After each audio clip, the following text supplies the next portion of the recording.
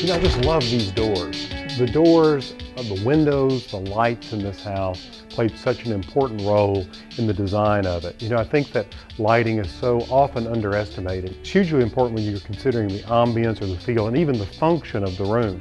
Now let's go back to these doors for just a minute. These are commonly regarded as French doors. They became popular in Europe in the late Renaissance and early 17th century. And the whole idea behind them was to let in as much natural light as possible. And what we have here is a north-facing side of the house, and this northern light comes through these French doors. You see, this house is designed in the Greek Revival style, and so light was very important in that period, and you saw really large windows being placed into homes. And so the scale of the windows in this house are really supersized. And even the panes themselves, this is called divided light because it's divided by these muntins. The muntin is what holds the glass pane in place. Now, in doing this, I wanted to make sure that the muntin size fit the period of this house. So we were really trying to go back to 1840, and you see in a lot of contemporary divided light windows a wider muntin, a 7/8 inch muntin. And what I wanted was more of a period 5/8 inch muntin, and that's what we have here. And the idea was just to make the house feel historically accurate and give it kind of an old feel, but at the same time decorating it and using lights in various ways to give it a contemporary sort of modern flair as well. So come over here, I want to show you this window here in the front room.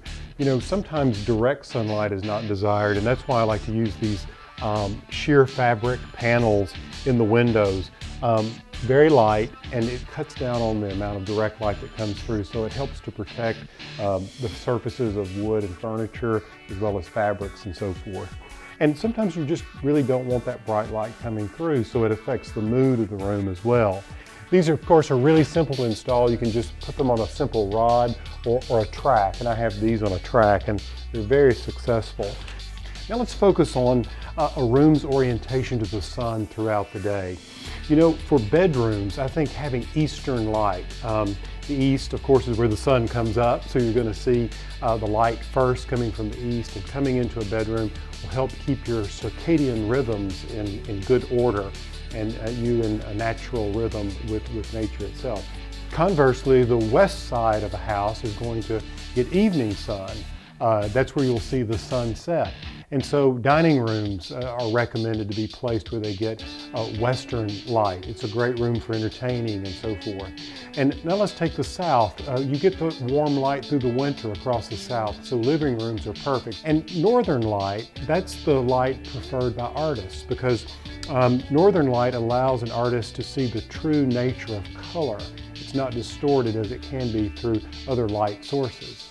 Now this window faces the south, and so you can see we're in winter and we're getting this lovely warm light coming into this front room. So you see what I mean, how it can affect the mood of a room. Now the other thing that you can do to create indirect light is have some sort of overhang. Like in this case, we have a porch out here, a porch both on the front and the back of the house, which makes the light more indirect. Now that's all about natural light. Inside a room, we use a lot of artificial lighting. And I think the more different sources of light you can have in a room, the more interesting and the more atmospheric it becomes.